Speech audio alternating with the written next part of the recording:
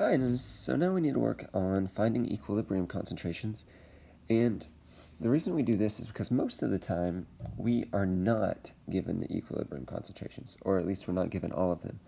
And so we're going to have to use the K value to find those equilibrium concentrations. Thus far we've just been finding the K values, but it turns out we know a lot of them already, and we have those relationships that even if we don't know them, we can use the K values of reactions we do already know to find the K values for ones we don't. So most of the time you're going to know the K value and you're not going to know the concentrations. So there's two situations here. One of them is super easy. The other one gets a little bit more difficult. So let's talk about the first one since it's easy. Instance 1 is when you know the K value and you know all of the equilibrium concentrations but one. So this is the scenario. We know the K value. We know that at equilibrium we have this concentration and this concentration. Well, K for this reaction is going to be equal to CO2 times CF4 over COF2 squared. Well, just plug and chug. Put in 2.00 for K. We know we're looking for CO2. We have CF4 is 0.118, and then the COF2 is 0.255 squared. So now solve for this.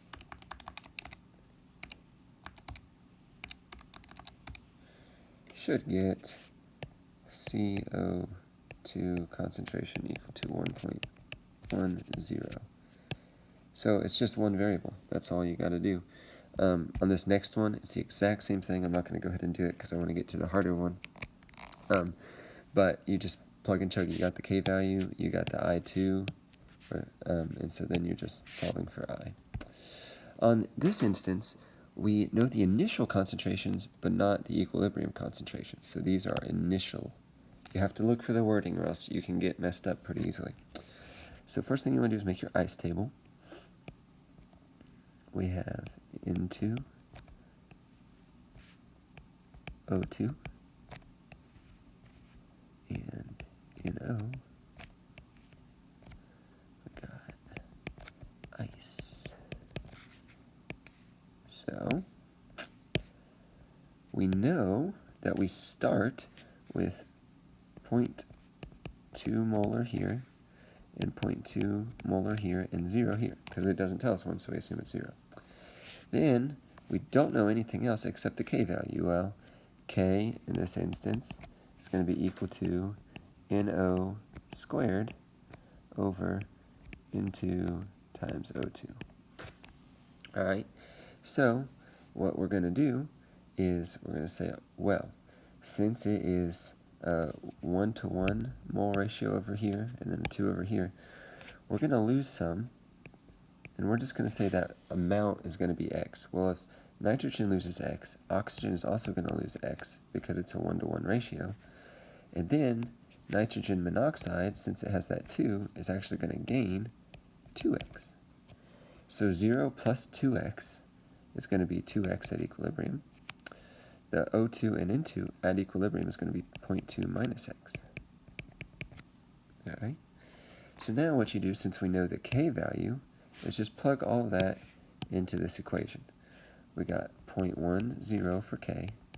That is equal to our product, which is 2X squared, because NO has a 2 in front of it, times 0.2 minus X times 0.2 minus X. Now, hopefully you can see that 0.2 minus X times 0.2 minus X is the same thing as 0.2 minus X squared. So we actually get a nice scenario here where we can take the square root of both sides. So the square root of 0.1 is 0.316. So we got 0.316 is equal to 2X over 0.2 minus X. Then we're going to move this part over here by multiplying, so 0.316 times 0.2 is 0.063 minus 0.316x is equal to 2x. Move the x's to the same side, so I'll move this over here by adding 0.316. we get 0.063 is equal to 2.316x, and then all you got to do is divide by 2.316. 0.063 divided by 2.316. And I get an x equal to 0.027. This would be 3 sig figs, so there you go. Now, this is not the answer. This is just solving for x. So to find the answer, you have to actually plug this in. And so times 2 is 0.0544. 0.2 minus 0.0272 is 0.173. So these right here are your answers. And that is how it's done.